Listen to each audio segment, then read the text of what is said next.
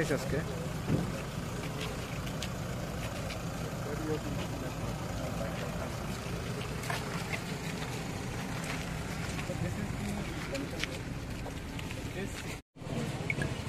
আমরা কি দাম থাকলে কি অসুবিধা এমনি করে লাইট লাইট করে দিন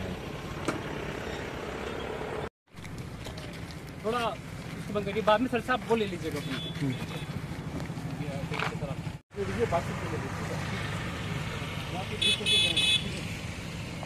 ওই কমলপুর যে আমার জাতীয় সড়ক সেটা পরিদর্শন করার জন্য এনএচএডিসির যে MD doctor Krishna Kumar is উনি আজকে এখানে আসছেন।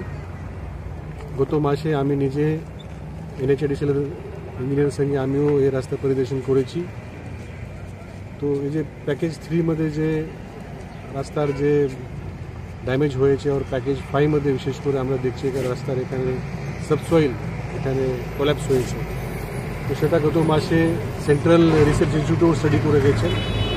তো এই রিপোর্টের ভিত্তিতে আগামী দিনে এই দোনো যে প্যাকেজের রাস্তা ঠিক মতো রিপেয়ার করার জন্য আর্জেন্টলি কাজ করার জন্য উনি আজকে নির্দেশ দিয়েছেন। ওনার সঙ্গে এনএচএডিসির ইঞ্জিনিয়াররা ছিলেন, কনস্ট্রাকশন এজেন্সিও ছিল, আর যে অথরিটি ইঞ্জিনিয়ার যার দায়িত্ব আছে যে রাস্তার গুণমান দেখা করা ওনারাও ছিলেন। তো আগামী 2 মাস মধ্যে যে 12 কিলোমিটার যে রাস্তা খারাপ হয়েছে সেটা কাজ কমপ্লিট করার জন্য নির্দেশ দিয়েছে।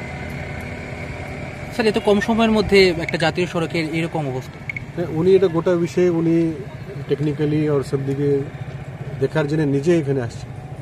ওনার তো দায়িত্ব পুরা অল ইন্ডিয়া, কিন্তু আমাদের এই দুটো প্যাকেজ মধ্যে বেশি রাস্তা ড্যামেজ হওয়ার কারণে উনি এখানে 3 দিনের জন্য আসছেন। গতকালকে আসছেন, আজকে পরিদর্শন করেছেন।